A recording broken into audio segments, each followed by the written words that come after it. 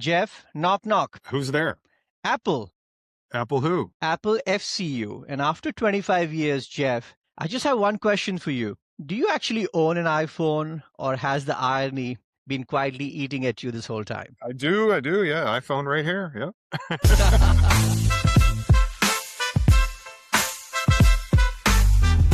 I bet you get asked this question, or this is some of a butt of a jokes probably for members, and are you associated with Apple in some form and manner? Are you in any way No, associated we with are Apple? not. Okay. We were Apple before they were, so it's been a little funny. Sometimes we've been mistaken for one another. Yeah. My Yeah. friend and I, who work here, we both went to an Apple store, where they sell the equipment and everything. Yes. Yes. And they saw our shirts, and they were like, "Oh, you're from Apple," and we said, "Yeah." We get Uh-huh. confused for you all the time. And they said, we get confused for you all the time. So it That's was very kind of a nice interesting. compliment to hear that, people Yes. are looking for us in their store as well. So Awesome. Awesome. Awesome. yeah, Anyway, welcome to Bits and Banks, the digital disruptor, the thank you. show where we get candid with sweet on how digital transformation is changing the lives of members and customers one bold idea at a time. Today I have Jeff, Chief Lending Officer at Apple FCU. Jeff has spent about 25 years at Apple FCU, building one of the most respected lending operations in the space. In an industry of credit union which reinvents itself once every 5 years, this kind of institutional depth is rare, which means that you are at a front row seat of major transformations, ups and downs in the credit union space. Mhm. And hence you bring a fair amount of gravitas to the table. Okay. So let's jump right in, Jeff. Right. The question number one is, Absolutely. and you and I, when we were prepping, we talked a lot about this, and I know you're very passionate about it. The topic, the question one is around change management, both at the staff level and at the member level. So Sure. there's a temptation in the industry to think that digital transformation is like a technology swap. Pull out an old system, drop in a new one, and then everybody adjusts. The members adjust, the operational processes adjust, the staff adjust. You have lived through a cycle to know that that doesn't work. Talk me through what real change management looks like. Yeah. It's tricky, is the big picture, right? And it starts, I think, and I've seen failed implementations and I've seen successful implementations, but it really starts with your requirements gathering. You've got to make sure that you're really finding out what exactly it is that you're trying to accomplish. If you're setting out with just, I'm going to implement this system and then force all the users to use it, nobody's ever seen it, that's sort of a problem. So you've got to get that real feedback and make sure that's from the right stakeholders as well. Engage as many as possible, as early in the process as possible. So get your lending folks, your frontline staff, your accounting people, everybody that touches that system in one way or another, so that you're getting all of those different viewpoints, because everybody uses it differently, and sees different things along the way. So that input is very important. And of course, it helps with buy-in, on the back end, once you've actually had them see the system and use it and touch it. And I think you and I spoke about this as well. The most important part is take the opportunity to create something new when you put the new technology in. I've seen so many technologies where people take the old system and simply rebuild it in the new because that's what everybody knows, right? Yeah. I'm curious, when you go through this process of planning for change management, do you form an advisory panel of your members and say, hey, these 10 members, different age groups, etc., profiles, but representing your member base, what do you think if I do this? What's your visceral reaction to it? And kind of get some advisory frontline feedback from the members. Do you do some of that too? We have been. That's been a very recent development, but I love to see it because it absolutely helps with that implementation. Like I said, when you're doing it, and the problem with us in the industry, is that we work with it every day, right? And so we know the systems inside now. We know what we're looking for. So when you're testing anything, you input the right information because you know exactly what you're supposed to do. A member or customer isn't going to know that, right? So, and they're only doing a car loan once every couple of years. They're doing a signature loan once every 5 years, credit card very infrequently. So, for them, getting into those sort of speed bumps and problems, is very informative and helps us build a better system. So. One more sub question on this, and we'll go on to the next question, Sure. which is, as you're doing a major transformation engagement, and I know we have a case study then, so we'll go through that. Mhm. Do you bring in a change agent in the organization to achieve that, or are you able to carve out time yourself personally as leader or with a small group of people who are empathetic and also creative about kind of getting all of this stuff done? There's so many Mhm. moving parts, right, to it. So how, I mean, Yeah. what is practical? What's your practical advice to the CU space? Sure. Yeah. Our practical advice is you got to roll up your sleeves and do it. You Okay, know, do it is yourself. the Okay, the short answer. Because we're all very frugal, with our yeah, members' sure, money, and sure, and sure. we tend not to hire outside resources. We're very fortunate here at Apple that we have a project management office as well, Okay, I see. and that certainly helps. With your change management and your process gathering and all of those things, and being the change agent because they're sort of interfacing with all of those different departments in a way that That's a big. the people that are actually implementing the system cannot. And in that sense, 4 billion plus, 5 billion plus credit unions can afford, to your point, have a PMO function, which by the very nature is a hub and spoke. It's a hub and it's got spokes everywhere. Right, So right. you've kind of got all those baseline baselines already built out, and then you can kind of put in a project and say, now use your tentacles and kind of get these things done. And Right. a lot of it is trust too, right? So, okay, Hmm. that's Oh, awesome. absolutely. Yeah. Yeah. Question Trust number trust two. is trust is probably the most important part of all of these True. processes, And I right? think both inside the organization as change has been done and Right. also Yeah. externally members, to your point, they might not use it very often, depending on, you gave the example of, let's say, a mortgage, but when they do, they need to trust the process Right. and be able to know what the escalation paths are when something doesn't work for them, right? Right. Or Exactly. they need training in that sense. Okay. Hmm. Question number two. When we think about implementing transformation engagements and the change management, net promoter score or NPS and long-term retention is very critical. So there's a Hmm. phrase like digital decisioning is a relationship moment in disguise, right? Hmm. Oh, Okay. absolutely. Or a sharp sword, whatever you want to call it, right? So I just got two examples. A member who applies for an auto loan gets an answer in 90 seconds, walks away feeling seen. Member who gets a black box decline with no human context starts shopping around and you might never see them back. So Sure. two sides. How do you think about Jeff, how do you think about measuring the downstream member experience and impact of your decisioning at Apple? Has there Hmm. been moments in time where the data has surprised you, where you chased or the organization chased productivity or efficiency or better process, better outcome, more standardization, but quietly cost retention or NPS? Hmm. Oh, absolutely. Yeah. It's a great question. The first part, how do we think about it and measure it? We've got all the metrics, that you would normally associate with it. We track the approval percentage, your denial percentage, of course, track the speed of decision, the speed to close, the percentage of automated decisions, both the product NPS, so for the Yes, true. specific loan type, as well as the overall NPS, because Mhm, that'll also show up in your broad corporate NPS. If they mhm. had a problem, they're going to tell you. And there'll And be a then lag effect. Unfortunately, yeah, on the second one, there'll be a lag effect. So, yeah, especially, so yeah. and something that we try to focus on as much as we can. It's not really a measure as much, but it's anecdotal feedback, right? So Mhm, look for mhm, those keywords in your social media posts, and we have a review process on our website. So, you pick up those keywords, that might show a frustration or a dropped app. I would love to tell you that we have a better solution on the black box decline. We're working on that.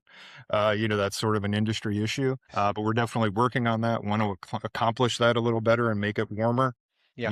and be able to help coach people, so that the next application is a yes, Yes. because I think that's where you want to get every member to. You'd asked about where a moment where the data surprised me. Mm, We talked about trust, right? And I think that is the thing that has surprised me the most. mm, We put a brand new decisioning system in, got all of the metrics, like tested it. It was awesome. Like we just absolutely loved it. But mm. we have a bunch of different employees that have been through multiple lending systems at this point, right? Some of them have been through two different lending systems before this one. Okay. So what ended up happening was you've got this whiz bang system and it's making these decisions really quickly. Yeah. They're getting the decision on the end with the members sitting in front of them.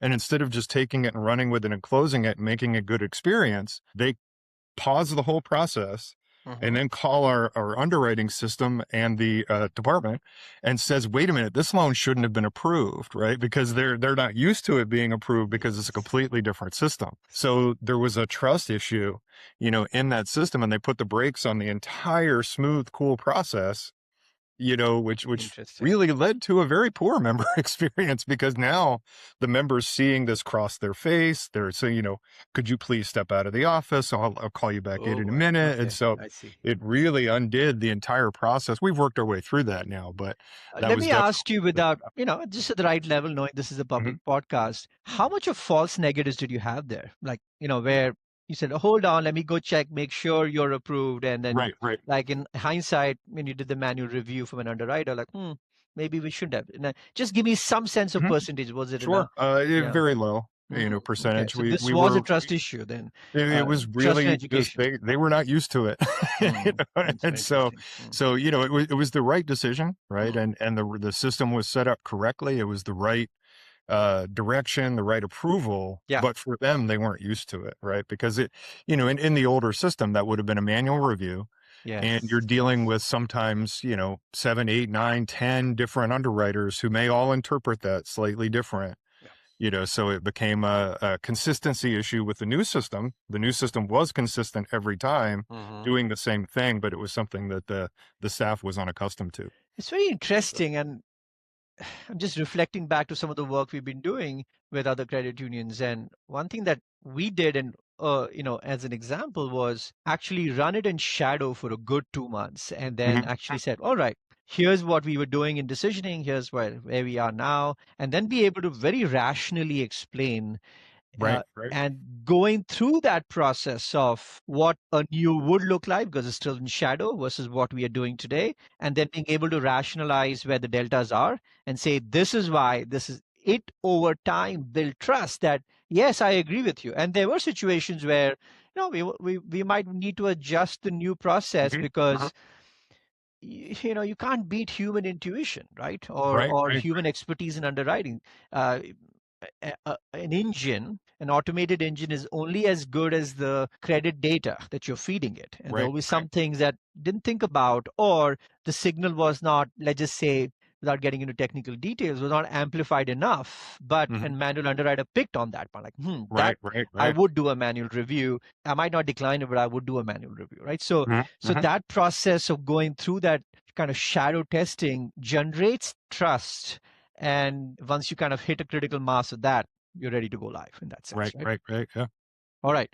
Let's jump right into question number 3. So this is where I would love to talk to you about a case study. I want you to pick one case study where where you've potentially faced a genuine trade-off between operational efficiency and member Mhm. success or personalization. Sure. And what did the process look like before? What did it look like post? And more important, well, we kind of just talked about it a bit just now, but Right, right. where do you draw the line between human and machine, or Mhm. sometimes happy marry of the both, like a blend? Right, right. Well, I'll touch on what we just spoke Okay. about Okay. first, is that you don't want automation on every decision, right? Like Yes. you had We mentioned. talked we talked about that. Yeah. Yeah, Exactly. we Yeah. You talked you about had that. mentioned, like, there's that human intuition piece, Yeah. right? So you want the computers and the system to do the easy stuff, Yeah. and allow the things that require intuition and a little interpretation to the humans. So that would be my first example. Hmm. But the process that we went through was the entire loan approval process, right? So we use the decision piece, the automated decision piece in the middle of it, but the entire loan process, we had member or the staff person would input the data, and then we would review it, right? So we'd have a staff person go through everything because there was a lot of bad data, which then caused the Sure. model to That's true. read it poorly and make bad Yep. decisions and Yep. all those Yep. things. So that would kick in, and then we would have somebody re-review it after it had already been done. So I'm admitting to our poor process in the past, right? No, it's almost Uh, like a first line, second line, right? In some right, sense, right, it's like a right. first line, second line. Right. And Yeah, so then makes we would sense. prepare it for closing, and then the staff person would work with the member to get the loan documents signed. So now we've configured all of that. Yeah. Now where the loan data is still input, of course, by the member or the staff person, but we've automated that. Most of that is pre-filled, Yeah. from data that we already have existing on the member. And then it goes straight into the decision model. So no review. We're acknowledging that sometimes the data is a problem, but we have the back end system to pick that up. Yeah. So we've really made that process much more efficient. So there's no manual review or intervention in the middle. It goes into the decision engine, comes right out with that decision, hopefully. If not, it then goes to the manual, underwrite, which then allows for that human intuition piece. And then it comes to the closer, and the closer still provides that review piece. Okay. So is everything there looking like it makes sense? If there's a follow-up, hey, we want to verify this piece of information or check with the member on this information, we'll have that person do that. But in the event that that's not necessary, it'll just go right through, and the closer will prepare the documents, work with the member to get everything signed electronically, and get everything done. And that's where we have consciously chosen to keep the human in the loop, because we can absolutely automate that piece, where it'll just go through the decision and then kick the documents right out to the borrower to be signed.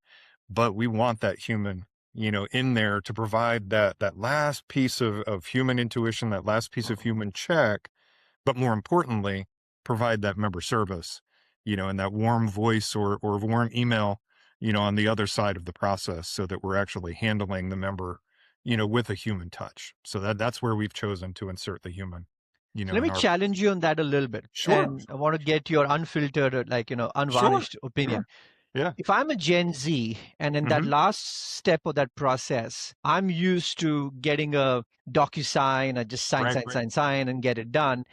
Right. I'm used to that level of, rapidity of closure, and I, walk out of the dealer lot with the car, quote unquote, Hmm. right? Hmm. Right. Right. Now, if that at that final step, and let's look at the Gen Z Sure. ecosystem, right? Or Right. microcosm. In that microcosm, if there was a human in the loop, I understand it from an Apple FCU perspective why you want to Right. do Right. that Right. as Hmm. part of credit administration. But from a prospective member perspective, could you potentially lose that opportunity to somebody else? Good. It's Yeah. taking time. Yeah. Yeah. Yeah, and I'm not talking millennial or Sure. the Sure. Yeah. other Gen X and millennial, etc. I'm just saying the Gen Z. Your Sure. thoughts on that? Just Yeah, curious. no, that's a great point, and that's the way that the industry is changing, Yes. right? And we are going to need to adjust with it. I think is the There's short answer. always a trade-off there. I mean, I don't think there's a Right. Yeah. perfect answer. There's a trade-off there, right? Yeah. Yeah. And maybe the answer to that, and maybe the answer to that is, here's the electronic version, but if you want to talk to somebody, here's the non-electronic version, Mm, right? And give mm. them the choice, to opt in, to one or the other. Yeah. Uh, and maybe that's the direction we could solve it. But And maybe there's a delight point there, like, hey, before you sign, we could. I'm spitballing here. sure, We sure. could give you a quick primer on how do you make loan payments, how do you do direct debit on your Right, account, right, right. and if you did this, there is an incentive for a CD, like a 6 month CD or something, where there's a reward sitting at the back end of this. Right, So it's right. like, okay, I'll take another 5 minutes. Let me hear what the credit union wants to say. Sure, maybe I'll get an Apple iPhone out of it. I'm just kidding. Right. But you know what I mean? Like maybe Right, right. there is a carrot in there where it doesn't feel Mhm. like it's a chore or a spoke in what seemed like a Right, smooth right. process. And I think maybe the reward incentive or some kind of financial or non-financial incentive could be an interesting nugget to put in there to protects the institution and also educates the potential member and gives them some monetary or non-monetary benefit Sure. I potentially. I like that. No, it's a great idea. But yeah, Okay. definitely something we need to be looking forward to, is making that end process a little more automated. Yeah. All right. We're going to end the podcast. Okay. Okay. 5 questions for you, live Okay. fire. All There's no right. right answers. Okay. I want to get your visceral reaction to it. First Sure. question. Sure. You have 60 seconds and $500,000 to improve the member experience in your lending journey. Hmm. What would you spend it on? I would automate the end of that process so that we're better able to serve Gen Z. So, Okay, I love it. I love it. I love it. I love it. I love it. Okay, next one. Gen A high in credit union lending. From your perspective, is it a genuine game changer or a very expensive chatbot with good PR? uh, I think it's a game changer. Yeah, Okay. because do you want a reason why? Or Yeah, I would. I yeah, would love it. Yes, yeah, please do. I think it's automating the easy tasks, right? The Mm, menial, the tasks that are mundane and time consuming for our staff. So as much as you can automate those things and get them in there, yeah. through the bot is beneficial. It can be overused, I think, and it's Yeah. absolutely with a great sales agent right now, making everybody think it's probably more important. But I do see it as a game changer. And I think with the right guardrails, it makes sense. So, for example, I'm just putting myself into a journey of somebody coming on board at Apple. And in that context, let's say I had a question around, Apple asked me some documentation around my income. What is applicable documents? Well, that could be a nice question that an agent or virtual agent sitting in there during that lending process is able to answer for me, right? That would be cool, right? It's a standard question. It's got standard responses with the right guardrails. You can move the step forward and, and have a good experience both from the CU perspective as well as the prospective member perspective, right? Absolutely. Yeah. Third question. A member walks in, thin credit file, doesn't fit the model, but there's a rock solid story behind this member. Let's just say it's me. You, Jeff, do you approve, decline, or hand it to a human, and why? Hand it to a human. And the reason is back to that intuition piece, right? You want to look at whether or not that story actually makes sense, right? And I think that's something we just don't have the technology to do yet. Not that it may not be possible, but it's just not there yet. That being said, for a small dollar, we will do it electronically. So, but if it's something where they're asking for a larger dollar amount or a specific type of thing, more than a $500 credit card, you're going to probably want the human to touch it. An example, well, it might not be a thin file example, but when I think about, somebody's getting a $50,000 car and wants to get another $5,000 of warranty on it, right? Post purchase. And that's good for the credit union because it improves the asset quality over time or reduces the depreciation of the asset. And it is above the limit of, LTV and so on and so forth. So, this could be a great human in the loop moment there, right? Absolutely. To approve it, credit union benefits, member benefits. Okay. Question number 4. What's the one risk in digital lending transformation that would keep you up in the night that you think that the industry is not talking about enough? Oh, fraud. That's easy. Fraud is such a big problem, in our industry, and it's talked about. I don't want to say it's not talked about, but I don't think it's talked about enough. Getting into synthetic fraud, where they're making up an entire borrower, but to the systems, it all looks like a legitimate borrower because it's all legitimate information. I hear you. Just mixed together, into a synthetic person. But I think that one's huge, and first party fraud is also a problem, but that one's harder to catch. Well, I was just going to ask you, are you seeing a lot more first party versus third party? That was actually my sub question there. Yep.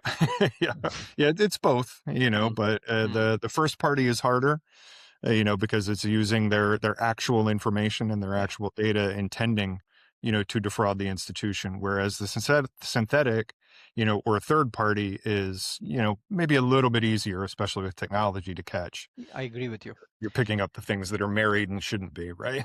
Correct. And I think you got better quality signals to catch it, like post member coming in and account takeover, right? I mean, you have enough history of data that you're able to see shift in patterns there, right? So the signals are better. And it's much harder because I think you have the classical friction between moving fast and catching fraud, right? In that sense. Yes. Like you want to get that member on board and not have them go to the other digital issuer. And at the same time, if there's first party fraud here, you don't want to go too fast if the signal is there, because then if through the door population, you're going to struggle later on, right? So and that's one of the harder things for the underwriters, right? Is because they see that all the time, so they're looking to increase friction, so that they're catching, the fraudsters, but as you mentioned, the industry is moving super fast, so you have to keep that speed and efficiency in there while still trying to catch it. So it's a hard balancing act. It's hard balancing act, and the fraud's evolving. So the fraud signals that you're looking for, it's like you have to be in a continuous training loop to kind of catch the new pattern, right? And then you're hoping that you've got data that can allow you to make decisions, because you can't catch fraud in vacuum, right? You need air for that, right? So that's also there. Fifth question, 5 years from now, the CLO title still exists, what does the job actually look like 5 years from now? More of a that's you. More of a tech Mm. executive or more of a tech executive or a community advocate? Oh, Yeah. it's going to be both, right? I Okay. mean, I think the community advocate piece comes with the territory. When True. you work at a credit union and when you're an executive at a credit union, that's part of the job is that Yeah. you Yeah. represent the community and need to keep their interests and thoughts and so forth in mind. Yeah. But the technology, as you know, being a technologist yourself, Yeah. Yeah. Yeah. Yeah. it's moving so fast, and it's not going to slow down, right? I mean, you hear about quantum computing now on top of AI, and there's going to be so much stuff, and which is fun, right? I like that part of the business, Yeah. but it is going to be much more technology oriented than it is today. Yeah. So you had the regulators come out, and this is as we end the podcast. We went from older regulation for model risk management to now what is called 26.2, right? Hmm. And FR 11.7 to 26.2. And so that's actually putting, again, a lot of responsibility on the CRO, the CFO, and the CLO that as you're adopting these technologies, rent or buy, what have you, but especially when they're black box, you have to you are ultimately responsible. Literally, the buck stops with you, Yep. right? Yep. That's what 26.2 is saying very clearly. If it's a vendor model pool, you buck stops with you. Right. When Right. something goes wrong, whether it's a fair lending balance, a fair lending bias, or an ECOA, or Right. TILA Act, what have you. Yep. It's just with you. So I think, and that's sobering, and I think that is the right thing. So to your point, as we're getting new tech in place, the CRO and CLO have to constantly balance the maturity of the solution, the benefit versus operational, reputational, and regulatory risk, right? Those have to be balanced against it. And if it means going slightly slower or test piloting it versus going whole hog, Hmm. that might be a prudent answer. Not going fast always is not the best answer, right? No, no. Hmm. Yeah, you got to test, right? To do a targeted test on everything and, Yeah, move on to the next thing after you're comfortable with the first thing. So, I agree with you. yep. Thanks, Jeff. This has been a phenomenal conversation. I hope the community benefits from the vast experience and the depth that you bring to the table, and I appreciate your time today. Thank you. Thank you so much. It's been a pleasure to be here. Awesome.